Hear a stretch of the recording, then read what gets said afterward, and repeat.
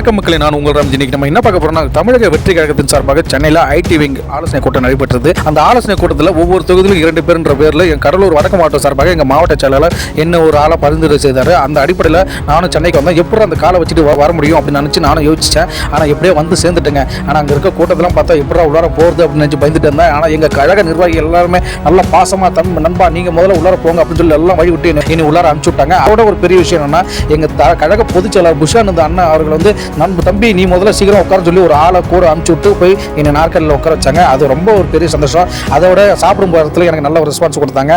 ஈஸ்வர அண்ணன் சரவணன் அவர்களையும் பார்த்தேன். அவரை பார்த்தோன்னா எனக்கு அதோட இன்னும் ரொம்ப சந்தோஷமாச்சு. அவரும் நல்ல பாசத்தோடு எனக்கு சாப்பாடுலாம் போட்டார். அதுக்கும் நான் நல்லா நன்றி தெரிவிச்சுக்கிறேன். தமிழக வெற்றி கழகத்தின் சார்பாக எந்த ஒரு மீட்டிங் நடந்தாலும் கழக நிர்வாகி எல்லாருமே மதியம் வீட்டுக்கு போகும்போது பசியோடு போகக்கூடாதுன்னு சொல்லி கழக தலைவர் தளபதி அவர் வந்து நல்லா சாப்பாடு போட்டு அனுப்பிச்சு விட்டார். அது ரொம்ப சந்தோஷமான ஒரு விஷயம்.